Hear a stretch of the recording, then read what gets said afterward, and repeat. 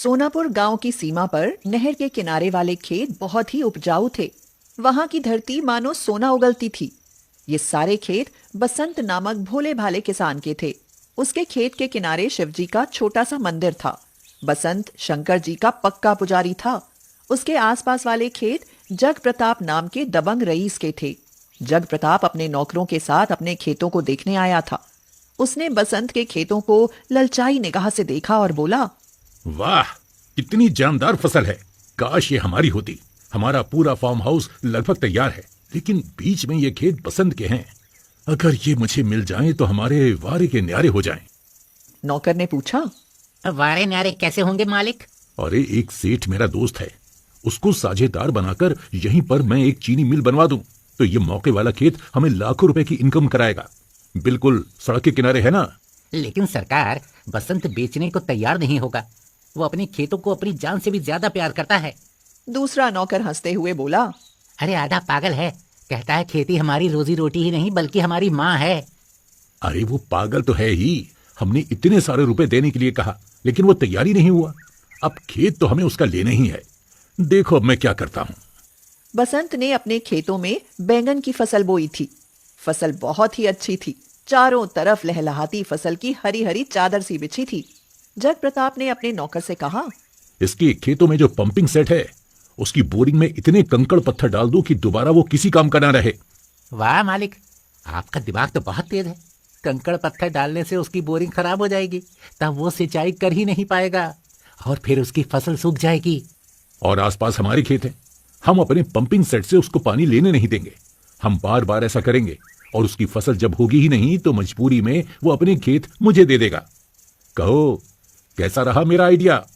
आपका idea super hit है मालिक। अब जग प्रताप और उसके दोनों नौकर जोर जोर से हंसने लगे। नौकरों ने फटाफट बोरिंग में ढेर सारे कंकड़ पत्थर डाल दिए। दूसरे दिन बसंत उठा और अपनी पत्नी रूपा से बोला, अरे सुनती हो, जल्दी से कुछ नाश्ता बना दो। मुझे आज ही बैंगन के खेत में पानी लगाना है, बहुत जरूरी है। आजकल में पानी नहीं लगा तो सारी फसल सूख जाएगी। हर समय जब देखो तब खेत और बैंगन, बैंगन और खेत, बस यही माला जपते रहते हो। उसके अलावा तुम्हें कुछ याद है? अरे कैसी पागल है तू। अरे फसल पर ही तो सारा दारोमदार है। अगर अच्छी इनकम हो गई तो मैं तेरे लिए झुमके बनवा दूंगा। सुनकर रूपा खुश हो गई और बोली, फिर तो बहुत मजा आएगा। मैं फिर झुमके पहनकर सुनीता भाभी को चढ़ाने जाऊंगी। अपने झुमके पहनकर बहुत घमंड दिखाती हैं। लगता है बहुत बड़ा तीर मार लिया हो। हाँ। बसंत नाश्ता करने खेतों में चला गया। उसने इंजन लगाकर स्टार्ट किया, लेकिन पानी निकल ही नहीं रहा था। अब बसंत घबरा गया। वैसे भी उसने सिंचाई में देर कर दी थी। दूसरे कामों में उलझा रहा, लेकिन पानी नहीं लगा पाया था। काफी कोशिश करने के बाद भी पानी नहीं चला। बसंत बहुत हताश हो गया और बोला, हाँ, अब क्या होगा? आसपास तो जग प्रताप के ही खेत है, उससे कहकर देखता हूँ। वह जग प्रताप के पास पहुंचा और कहा, दादा, मेरे खेत की बोरिंग खराब हो गई है। आप मुझे अपने पंपिंग सेट से सिंचाई कर लेने दीजिए। मैं पूरा खर्चा दे दूंगा और आपका एहसान मानूंगा। जग प्रताप अपने मन में बहुत खुश हो गया, परंतु ऊपर से दिखावा करते हुए बोला, मैं तुझे जरूर पानी दे देता, लेकिन मैं क्या करूं?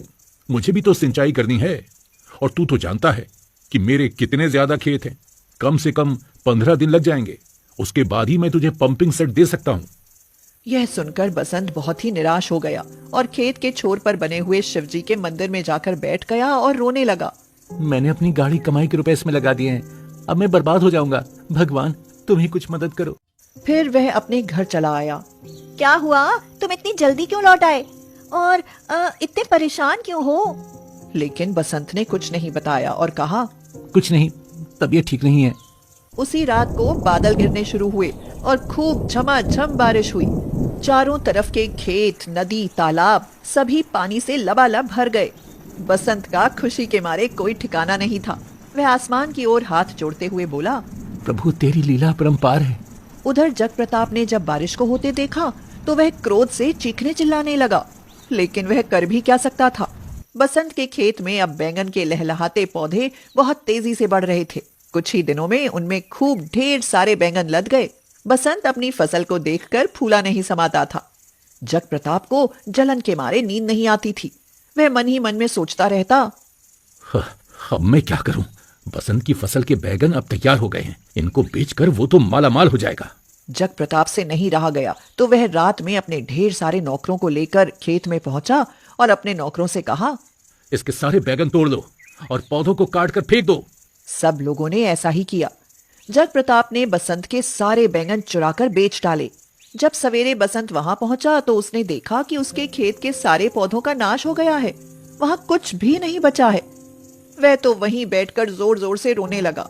तभी उसने एक जादुई नजारा देखा। उसके पूरे खेत में बैंगन के नए नए पौधे उगने शुरू हो गए। देखते ही देखते उसका पूरा खेत पौधों से भर उठा। उससे भी बड़ा चमत्कार यह हुआ कि थोड़ी ही देर में पौधे बड़े होकर पहले से भी ज्यादा अच्छे और चमकीले बैंगनों से भर गए। यह देखकर बसंत खुशी से उछल पड़ा और शिवजी के मंदिर की तरफ हाथ जोड़ते हुए बोला, प्रभु मैं समझ गया, ये सब आपकी माया है। आपके होते हुए मुझे कोई भी दुखी नहीं कर सकता, और अब तो ये मेरी फसल पहले से भी दुगनी अच्छी है। उसने सारे बैंगन तोड़ लिए, लेकिन उससे भी बड़ा जादू देखकर वह दंग रह गया कि जितने बैंगन उसने तोड़े थे उतने ही बैंगन फिर से पौधों में लग गए। अब वह रोज बैंगन तोड़ता, फिर उतने ही बैंगन और लग जाते हैं। उसके पास तो रुपयों की बरसात होने लगी है।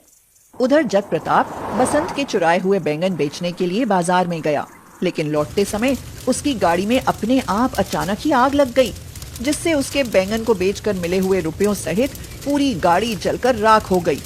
जग प्रताप ने बड़ी मुश्किल से अपनी जान बचाई। बसंत के खेत के जादुई बैंगन के पौधों को देखकर उसकी आंखें खुल गईं।